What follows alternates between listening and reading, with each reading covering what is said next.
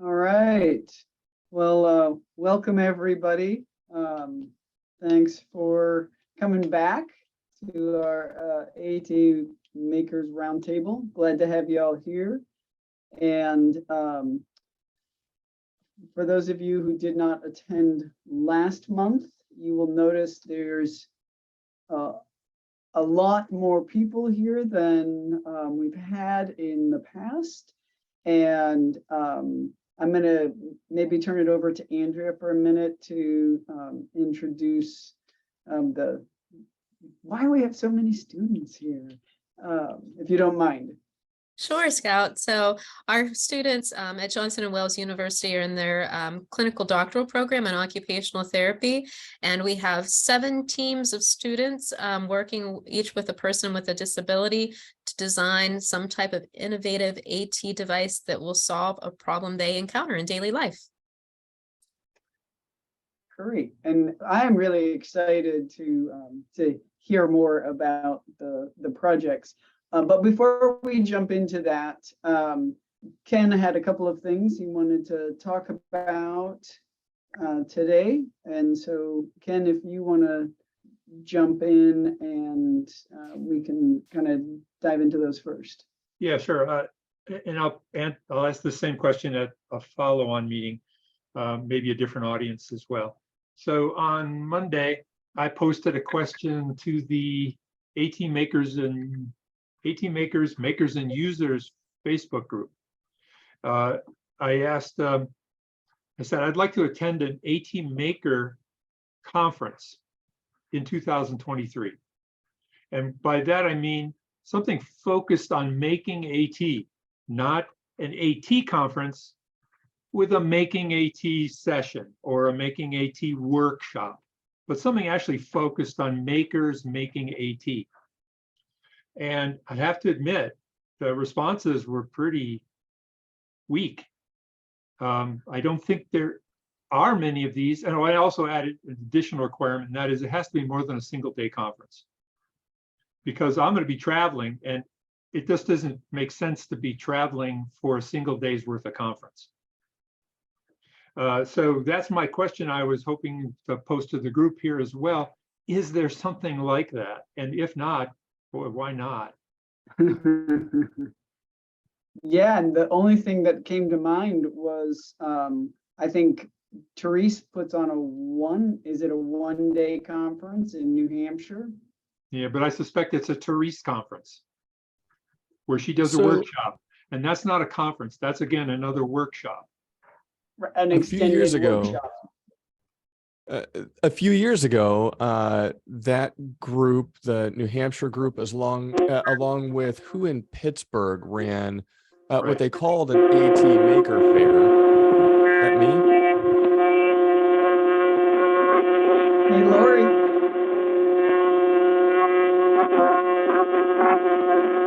Hey, Lori. Thank you. I thought, man, my tinnitus is bad, but not that bad.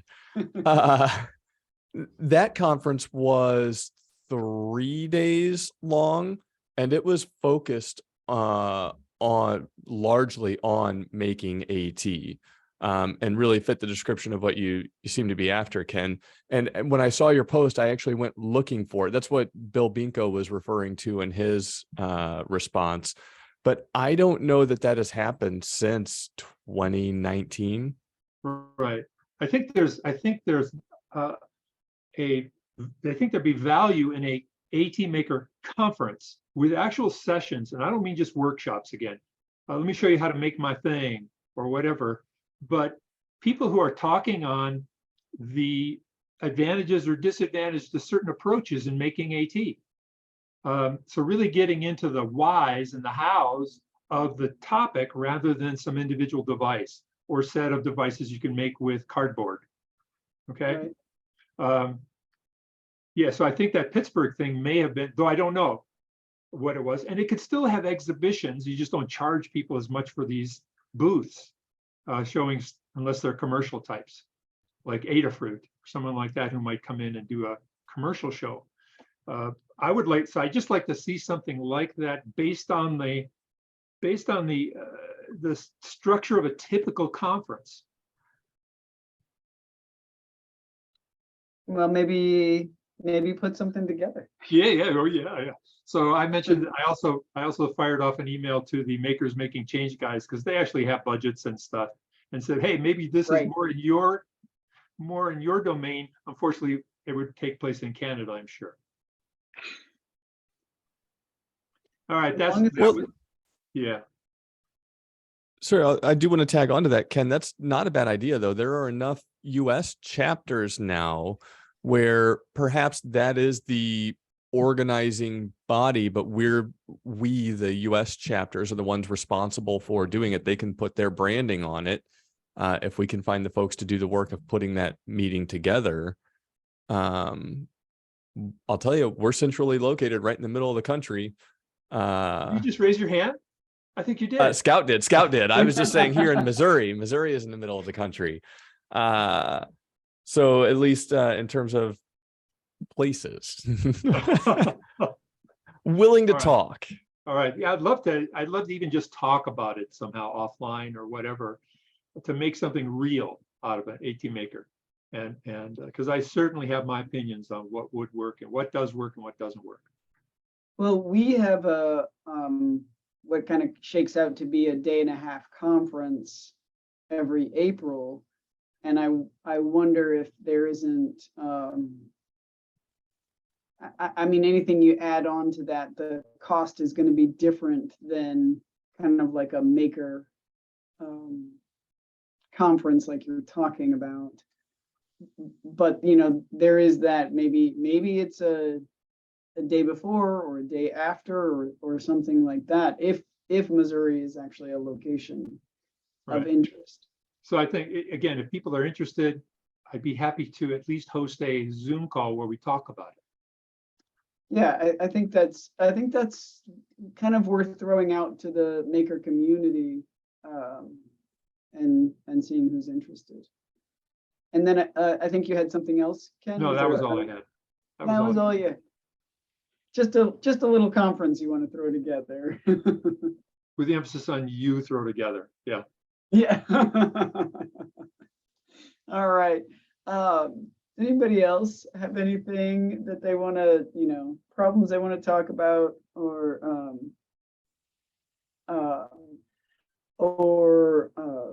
thoughts since last month? Anything going on? Yeah, so we have some things to go over with you all. Pick your brains. I'm Melanie, and then this is Mia, and then our other group member is Jake. We're working with a client who has CP, and and utilizes a Tobii Dynavox. And within the Tobii Dynavox, she has a call app and like an emergency call app. But when she loses internet, she cannot use that call app. And she is about to go independently live by herself in a new home. And they really want to make sure they can utilize an emergency call button or app or anything for when there's like not a caregiver around her. When she loses internet. She goes to her friend's house frequently by herself. So when she does that, just making sure she has that button available to her.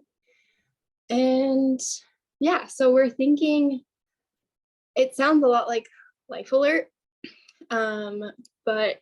So the issue is she doesn't have a lot of fine motor control or control of her upper extremity that much. So she would have to use a lot of gross motor control. So we were potentially thinking of creating a contraption, I don't know another word for it, but like having the Life Alert and then having a bigger button or something that she could press that would then hit and activate the Life Alert. So just something that can be attached to her wheelchair where she can reach with her left hand, and then something also near her bed for when she's in bed and needs to alert somebody. Yes. But again, with the How no does she currently, how does she currently access her communication device?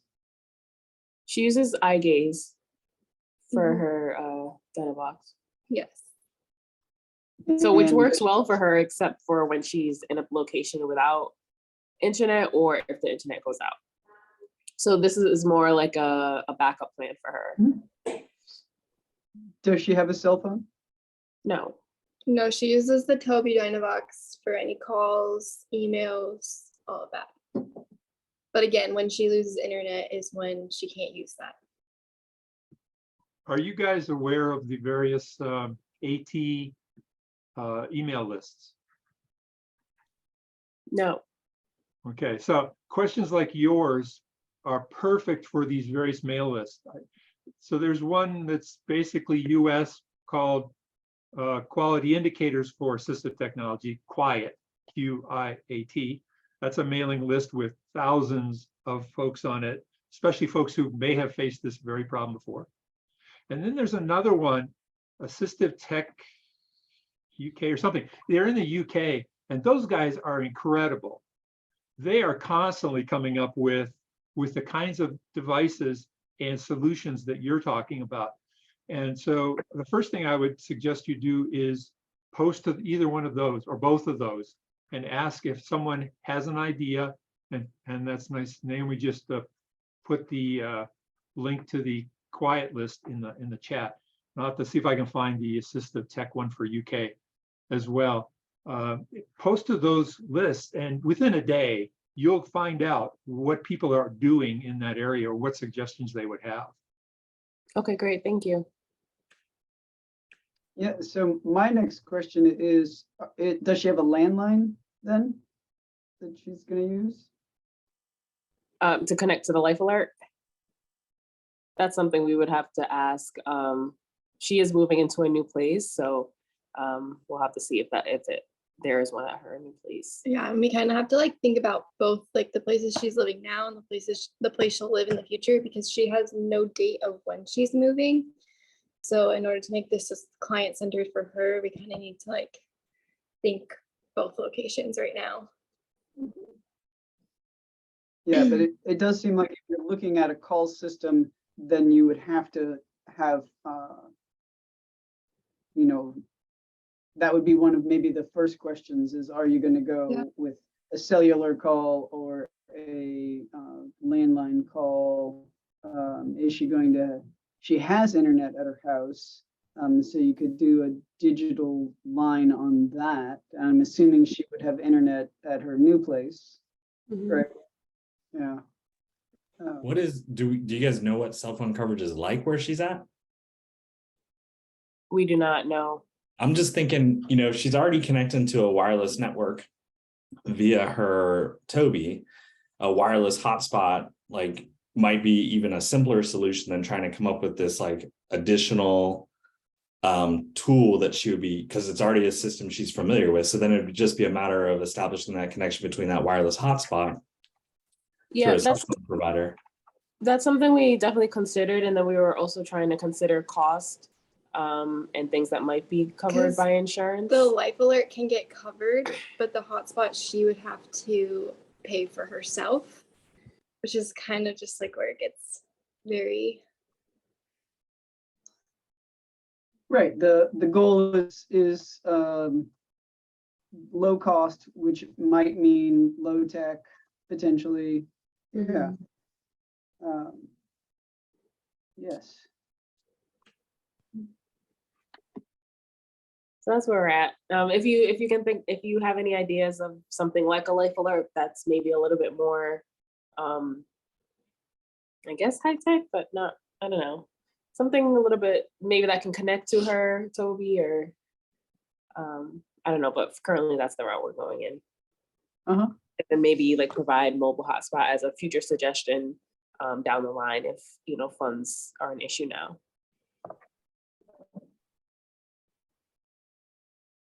Yeah, when we have internet access for all the time. Right. Yeah, it's interesting. I mean, there are some fairly simple ways to get an easier to press button. I mean, I've done it with a vinyl pad, which is like a huge, like a big bump dot, and even you can use acrylic or cardboard and put it on top, and I would just have rubber banded it around so when you hit, that vinyl pad hits the button, so it doesn't matter where you hit. Do you have an Say again? example with you around of what that looks like? I can picture it. I did it one point.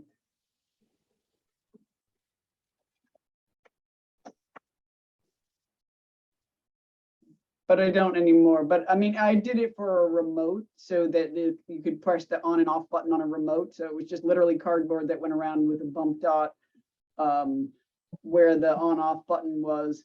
And so when it was a person with a visual impairment would hit the cardboard, the only thing that would touch was that bump dot onto the Got power it. button. Okay, great. Yeah, that's helpful. Thank you. Doesn't really solve your connection problem, but just a way to hit a button problem. Yeah, which is the route we were going in. So And acrylic, you can take acrylic and bend it, and then you've got something stiffer than cardboard. I was just doing something really quick. okay, great. Thank you.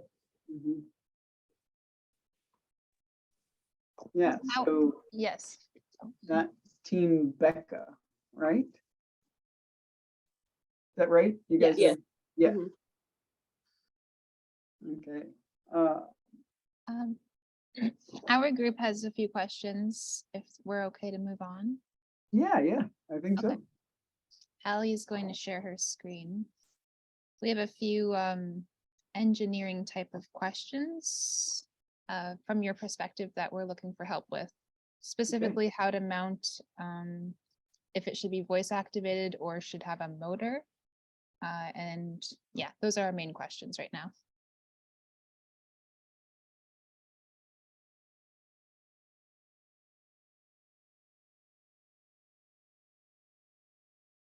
While she's sharing her screen, basically it's a device that we're trying to mount onto the wall, and our user can come up in his power wheelchair and it can mount a hat, sunglasses, or cape on his head. Okay, here's my creation. It needs to be collapsible, 3 feet extending for his chair. And this is all we were really able to come up with as far as like a claw voice activated. Let us know what you think.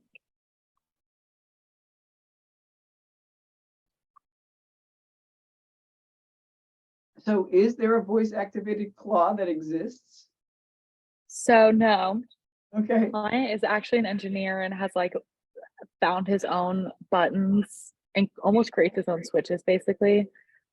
And they have all these claws with switch like a latch component. And so I was like, maybe it's feasible. My initial concern is he brought it up to us. He would like to wear ball caps and winter hats. Well, winter hats are elastic, so it would need to be something that could be like attached to the base of the hat to be able to stretch, like put over his head. Yeah. But this is kind of as far as I was like, it needs to be mechanical or some kind of motorized motor. But that's all we were able to whip up.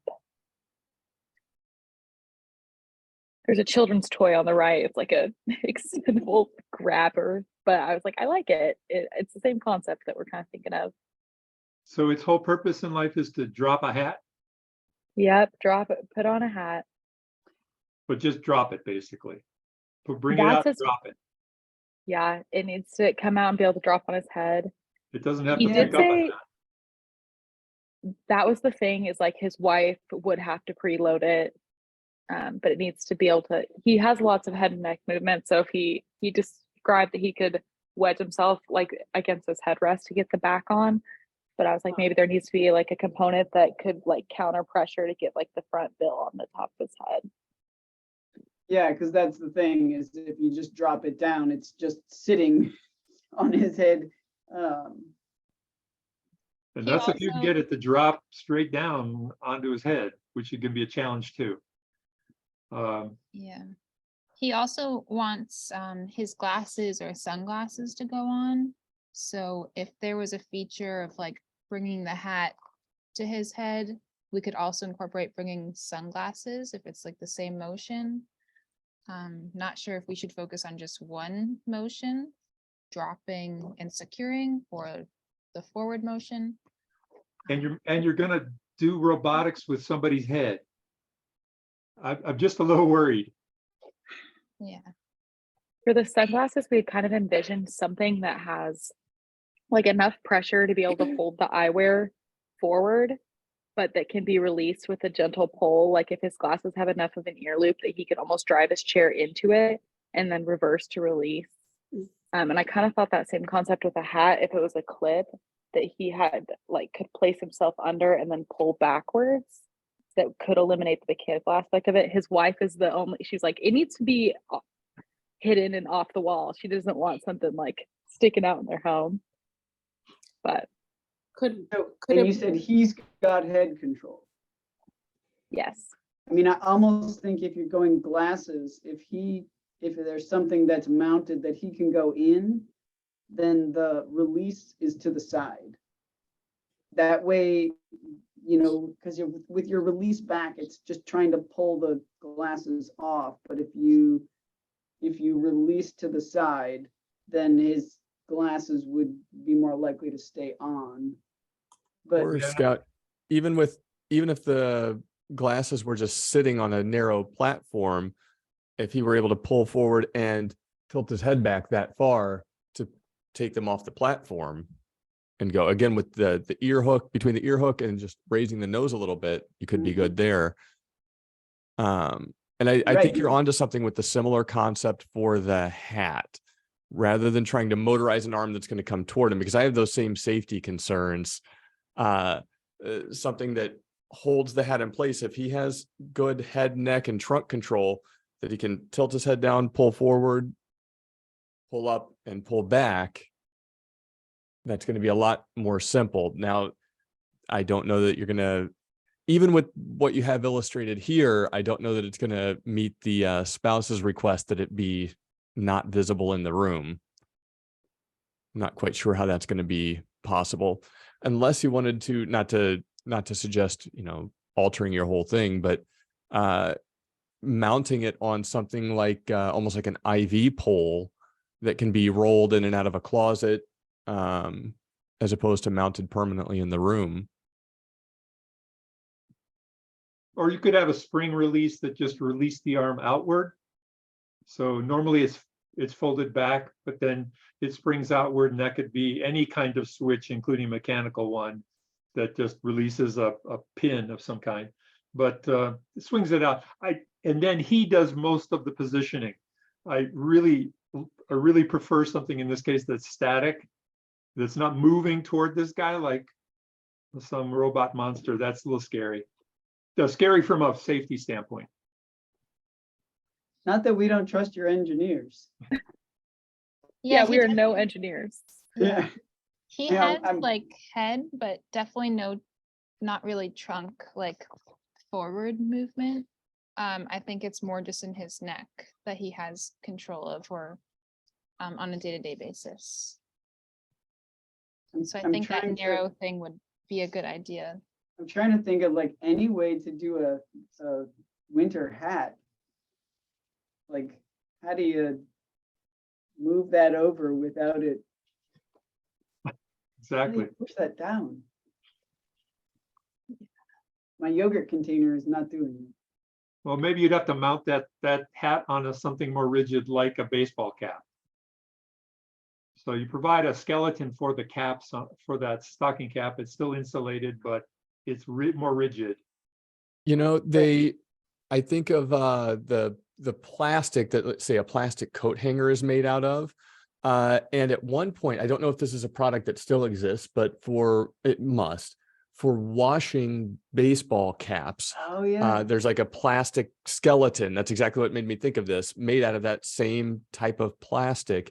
That if you were to cut the bill portion of it off, it would just be the round skeletal dome.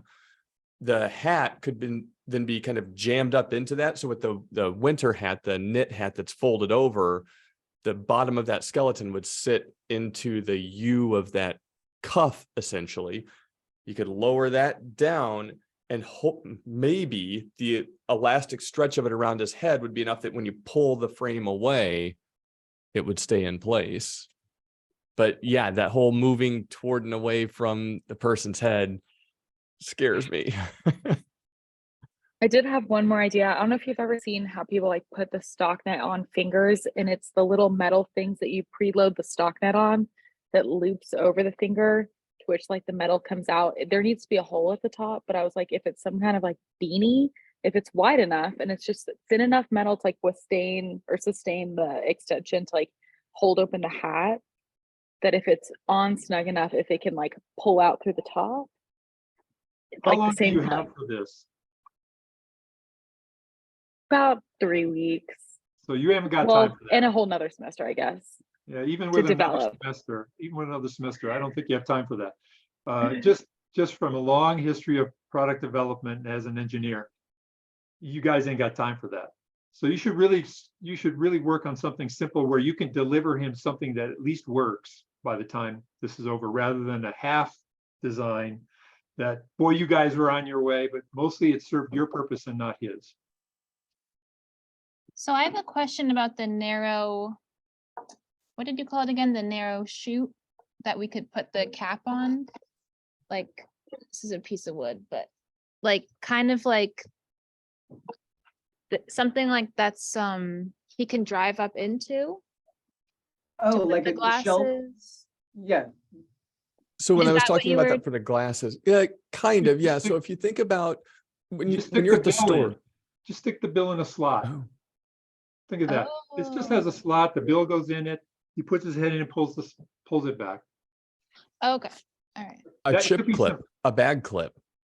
Yeah, if you want something, yeah, that would work too, as long as it's not too laterally rotational. yeah, I Okay. like the slot. I like that idea for the ball cap and even the glasses. And that you can just prototype, you could 3D print something and prototype it and just try, how well does it release? How well does it hold? How much force does it take? Okay. Just again, keep it simple for the time you have, really simple. You don't need a bunch of Arduinos and stepper motors and God knows what else those engineers will throw at you. Okay, cool. So probably not voice activated. Probably not, yeah. Awesome. If they really want to use the Arduino, come up with some solution that'll pull a pin and allow something to come out from the wall. Okay. Yeah, make his wife happy. Okay. Thank you. Thank you. So we want to run our idea by you all. I'm going to share my screen. We have Jonathan. He has Apert syndrome. So this is what his hand looks like if you're able to see the picture. So he has no finger flexion other than at his MCP joints. So basically the rest of his joints and his fingers are fused. And he wants to be able to flick his friends. So he essentially needs like an extension of his finger or something along those lines that can attach to his finger that will then give him the ability to flex and flick. So What moves? Show me on your hand. so he wants to be able to basically do this. And he has that. He doesn't have that- full opposition. Yeah, it's just like very like straight, like but he can flex his thumb. Essentially, he doesn't have his DIP joint, and that's what we're trying to create for him. I can't hear that. Oh.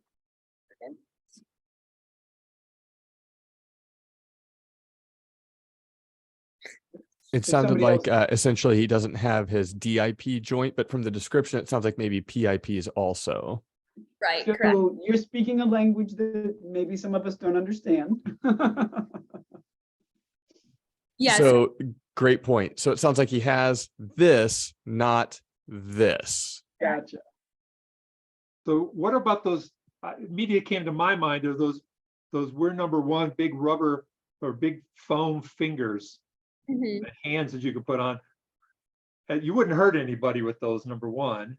But if there's a way to flex that finger that sticks out and just release it, or what the heck, just hit somebody with it.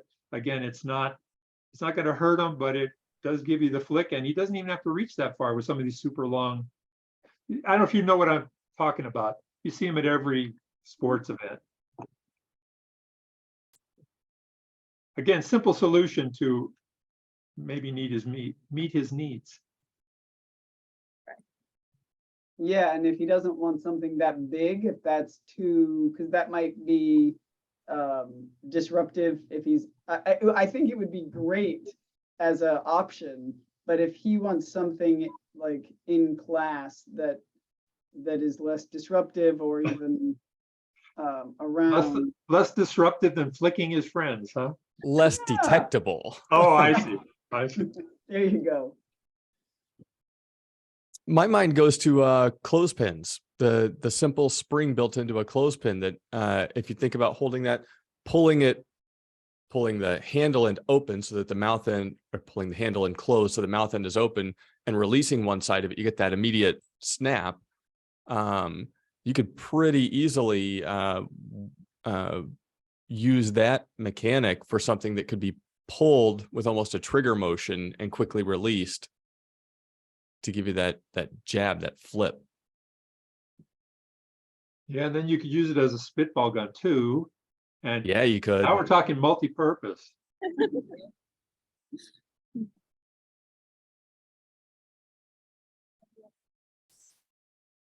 That too low tech for you?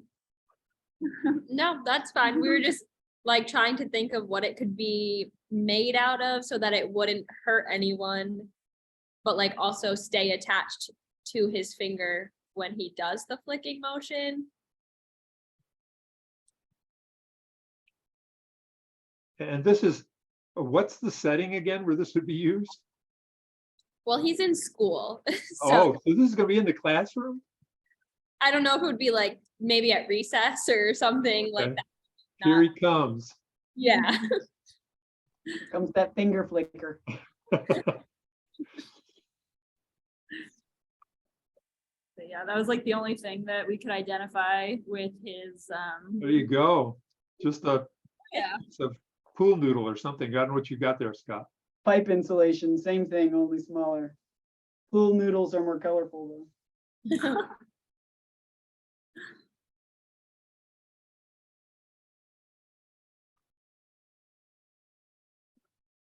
All right, thank you. And I don't know if you're looking at the chat, but Lori wants the first group to contact her after the meeting. She's, I think, having some difficulty with her mic today, but she's got lots of great experience and ideas. All right, so are we moving past Jonathan at this point? Yeah, we can. All right, so Team Casper. Anybody? Or somebody else? So for Casper, we have a pretty good idea of what we want to do. Let me find the picture. So the main issue that he's having is his feeding. I'm sure we've discussed this before, but he has difficulty like supinating. And once he gets the food to the, like his spoon to the bowl, it's the getting the food on the spoon and keeping it on the spoon. So we came up with, sorry, I'm looking for the picture. Yeah, Gina's gonna pull it, just share her screen. We came up with like a bowl that has a modified scraper edge to it, as well as a spoon. So think of like a sand shovel and a maroon spoon combined. So, and he's left-handed, so we're keeping that in mind as well. No, I see your screen. Yeah. No, like your home round. There it is. So, you can see over middle left, when we were talking to the OT who works with him, basically think of like a baking, you know how in baking powder, you go and you scrape the edge, something like that, but making sure that the food doesn't get like stuck underneath, because then it can be like difficult for cleaning. And then building up an edge around the spoon, so that when he doesn't even really need to supinate to get the food on the spoon, it's more just a push motion. Because we saw a video of him eating, and he can bring his spoon to, he was eating mashed potatoes.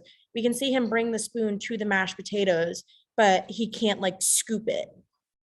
So that's kind of where we're at. And so this would be like a plate guard that can just go on the edge of the plate, and then the spoon. And he can bring the food to his mouth, but Yep. he doesn't tip. He just brings it up. It's just more of like this motion. So right now he uses a toddler spoon. And it works, but it's because toddler spoons are a little bit thicker, because of like the chew factor. They're a little bit thicker. I don't think it's not getting the food on the spoon. And he eats a lot of soft foods, which is why he has a fork. So we were thinking, I mean, if depending on where this goes, a fork could also be developed, but a spoon was more in need than the fork was at the moment. So we were thinking it's just basically like a modified dining set. Have you checked out all the existing assistive technology flatware approaches? We've looked at a couple.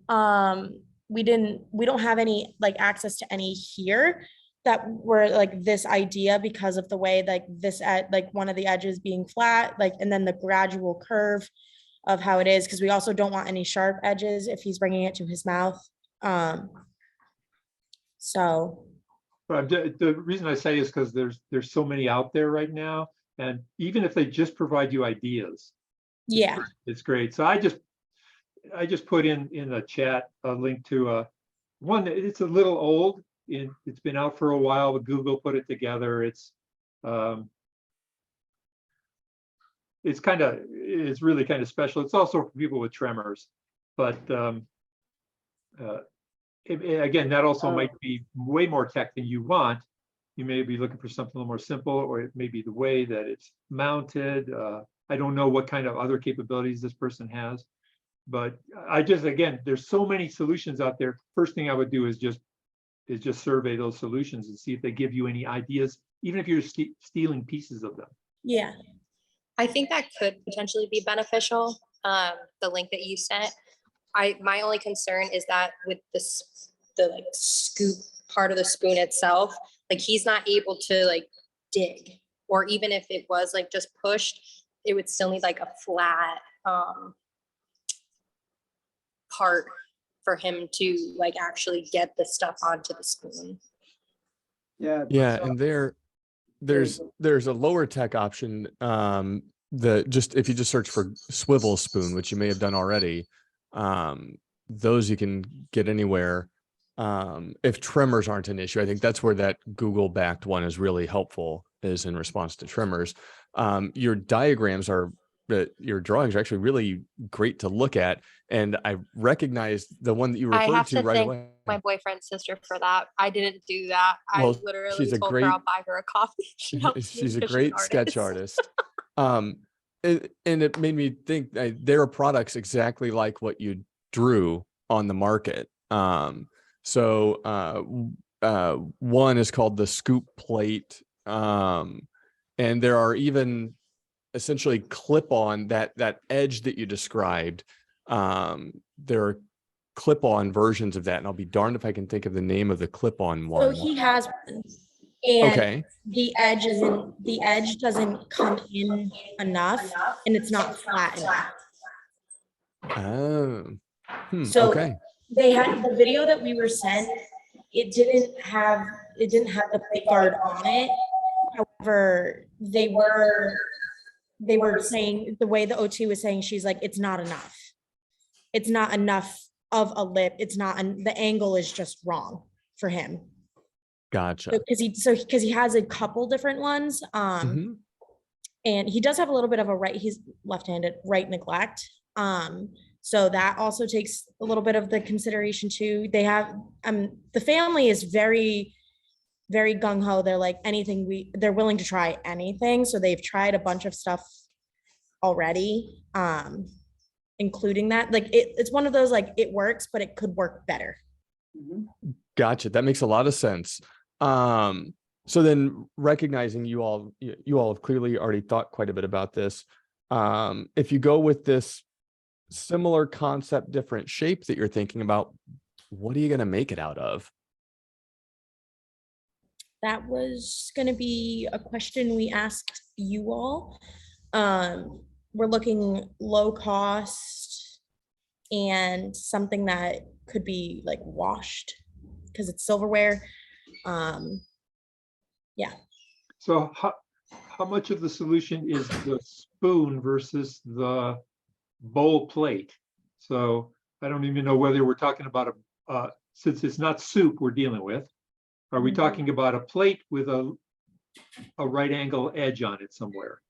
And I mean, there are lots of technologies for actually implementing this, and maybe it's not a we wash it, maybe it's a disposable.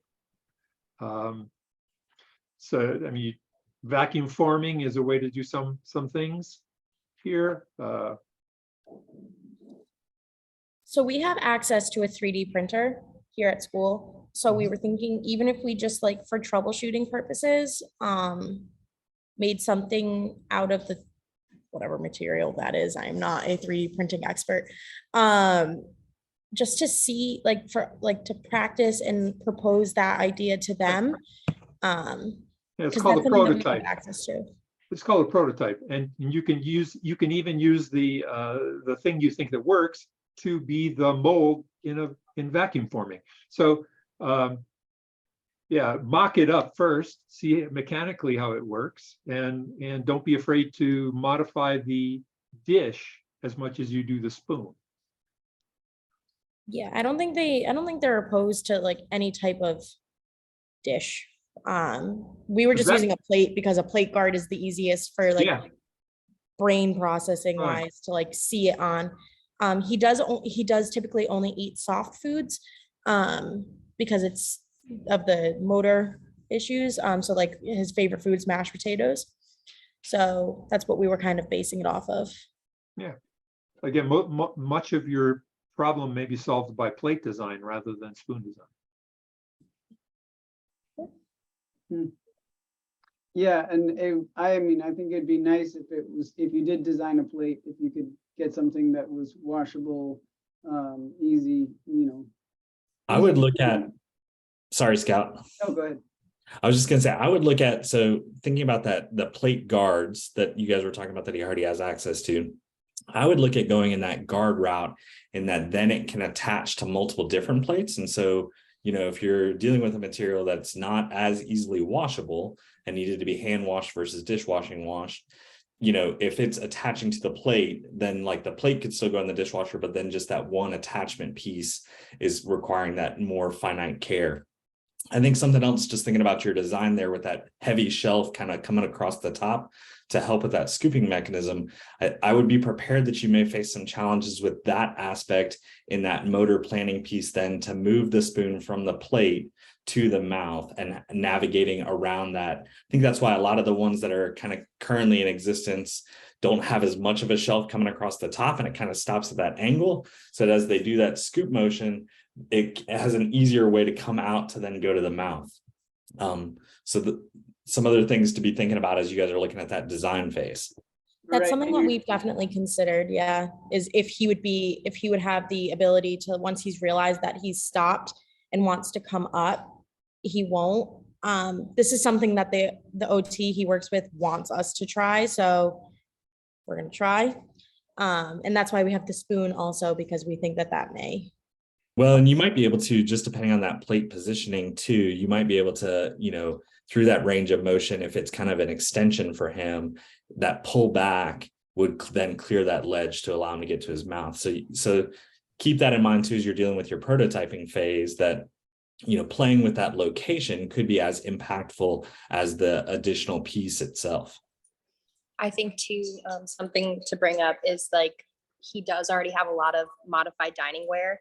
So if we can I truly think the spoon is going to be what helps. And I think we're all kind of on the same page with that. But like Amy had mentioned, the OT that's working with him really, really wants to modify like a plate guard or something along those lines. So that's the only reason why we included it, because we were going for just push against the wall and just pick up, which is why we had the back end of the spoon kind of raised so that he had got enough of the food on the spoon. But we can definitely try the spoon with the adaptive equipment that he has too, and see if what works with them. I think Lori had sent us a text, or oh my gosh, a message saying that that to 3D print it. So I think once we get that to them, they can fiddle with whatever they need to and then get back to us. The other thing I throw in is take the OT's point of view into account, because they're going to be working with that person. And if you give them something they didn't want, you're not going to have an advocate in that situation. Right. But also, your design had your shelf coming out pretty far, and kind of to Josh's point, you don't want him to come up and pull that plate up, or have the plate suction down so that when he goes to some other, you put it on some other plate, he's knocking things around or struggling, against that shelf. Yeah, you can certainly mount the plate in using materials, Velcro or something. That plate won't lift up as easy. Right, but then he's struggling. Right, yeah. Is my point, and that's probably not what you want to happen. You want him to have that smooth action. Yeah, it's a lot of little pieces. I put the sup spoon in the chat, not a link, just the information. If you haven't looked at that, just look at it like the others were saying. Sometimes just looking at a design can help you modify yours. The sup spoon is again for tremors, but it's just like a scoop, a covered scoop, which, it kind of is similar to the design you have, except you have an open side, it seems. So just check that out. And as far as a 3D printing approach, I would suggest you might want to even try a flexible filament like TPU. I've done some experiments with TPU, and you can put it in the dishwasher and wash it forever. And it doesn't change its conformational characteristics at all. It stays exactly the same size. It just loses a little bit of its color over time.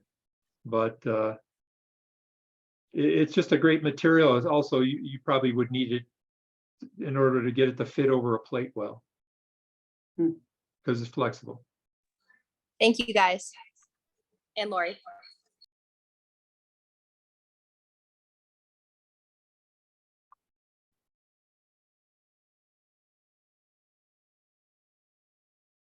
All right, any other teams want to talk about their projects? Okay, so hi, I'm Molly, and this is Samantha. We also work with Maddie. Our client is T6 spinal cord injury incomplete. He is able to stand with support. However, he did fracture his ankle, I believe, like 2 years ago. So now it's really hard for him to stand and get in his car like how he used to, and that's his biggest issue. He wants to be able to get back in the car how he used to, which was through the driver's side door standing. So we were thinking of some sort of device that gives him that standing support. However, there's already a device that's on the market that's similar to what we were kind of thinking of. So we were just trying to think of how to make it more customized to him and make it more unique. The only thing we were really thinking is making the handle longer and having a more secure lock-in. He doesn't want any modifications like done in his car. So any drills through his door, and I can show you an example of what device we were kind of thinking of.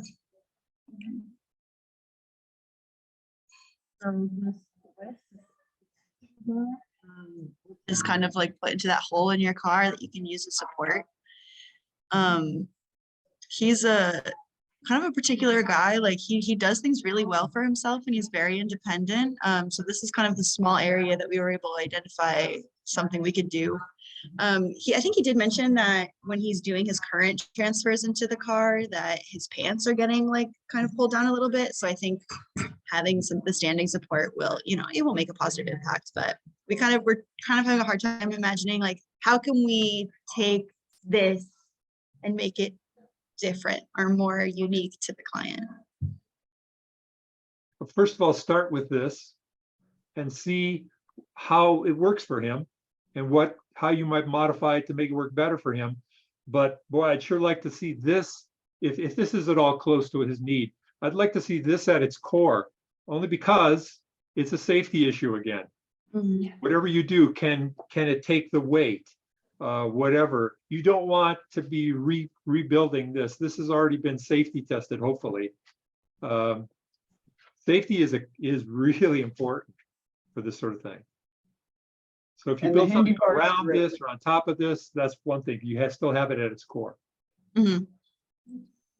Yeah, this is a great device. This is like in my top 10, quite frankly, of what I talk about, because I talk to a lot of elderly folks. Yeah, I wouldn't try to make this yourself. And is he somebody you can meet with? No, I believe he's in New Jersey. We're waiting on him to send us videos of him getting into his car, how he currently does, and also pictures and videos of his car. Mm-hmm. Because right now he gets in through the passenger door and it's a 3-seat car. So he kind of has to slide in and then his wheelchair kind of blocks him from closing the door. So that's one of the main reasons why he wants to go through the driver's side door, like how he used to. So he gets in, pulls his chair in behind him? Yeah. His front seat's kind of like a bench. There's no like separate seats. When he gets in the driver's side, how does he pull his chair in? He would put it in the back seat. So he would stand up and then I don't know how he would stand up, but he would somehow put his wheelchair in the back seat and then get in the car standing. Okay.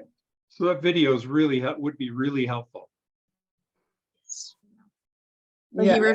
but there's like he refuses to get any modifications. So we did like recommend maybe like to extend the seat to go farther back so the wheelchair can have more space in the car, or even something to automatically close the passenger seat so he doesn't get caught in between the wheelchair and the car. But he really doesn't want that. He really just wants to be able to get back in the car like how he used to. That's our challenge. Yeah, and then until he runs into too many brick walls, he'll keep Mhm. that. Yeah, I had a coworker who got in and took her chair all apart, took every wheel, took the wheels off and put it all past her in her driver's seat to drive. Mhm. I mean, you work it out. And if this does the trick, I agree with, Kent and Bill, don't modify it. Just use it and help him with his pants issue. Right. One of the other things that I show is called a Ruby slipper.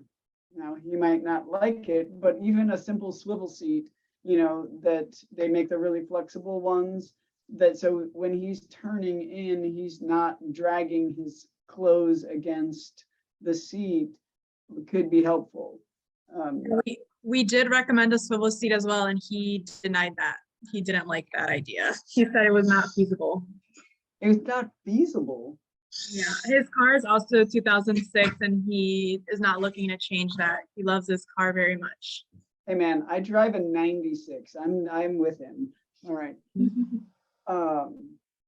Hey, Scout, do you Yeah. know how to, when I look at this approach, which again is kind of clever, the door itself is kind of a loose cannon here because it'll rotate on you as you're trying to use it for support. Is there anything that you think you know of that would keep that side of the entry rigid, at least for the time he's getting in?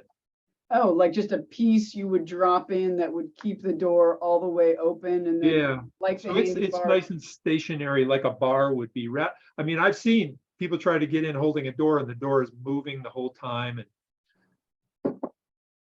I don't know of anything, but that would be an interesting piece. So the handy bar has an advantage of most of those brackets. I've only seen one car where the handy bar doesn't fit. Most of those latch brackets are all the same. I would think that the hinge side of a door would have changed over time and could be different, you know, maker to maker and model to model. So that would have to be a real specific thing. right. It'd be but- specific for his car, but it would just be a wedge, probably. Right.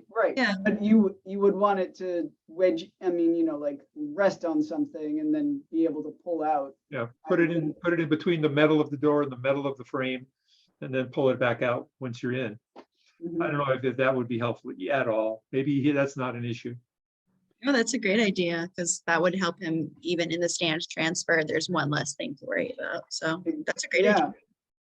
I think it's a great idea too. And he wouldn't be putting any weight on it. So it doesn't matter if it's, you know, like it doesn't have to have the same structural stability that the handy bar has to have. Yeah, just a heavy rubber of some kind.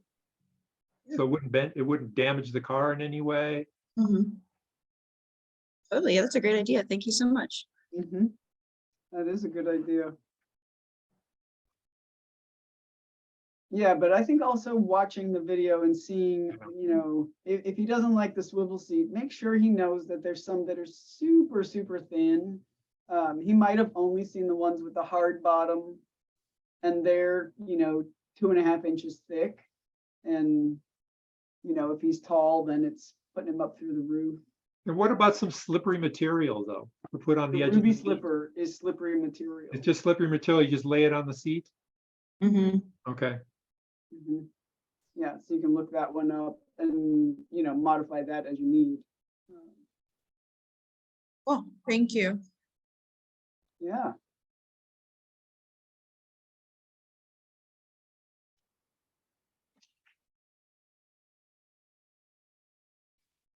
Looks like we've got 2 more projects.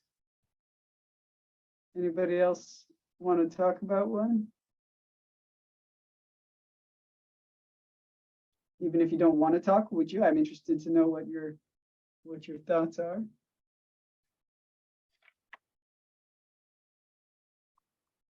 I think I'm gonna get that ruby slipper for myself. And it's waterproof. Yeah, or that maybe that'll come in handy eventually too.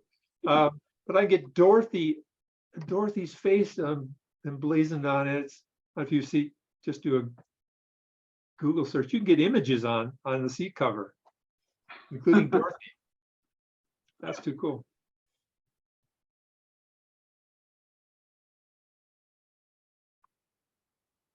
All right. Oh, it is 12 o'clock here. And so our time is actually up. I have to run. So before we take off, is there anybody here that isn't with the student group that had anything they wanted to add or introduce yourself or anything? I thought there was somebody new. if not, I think we will then bid adieu, and we might have one more meeting, I think, before December. So we'll maybe love to hear what comes of your ideas. Thanks everybody for joining us, and we better skedaddle until next time. All right. Thank you. Good work, Bet. everybody. Thank you, everyone. Next meeting is November 30th. All right. Thank you for your help. Yeah. Bye, everybody.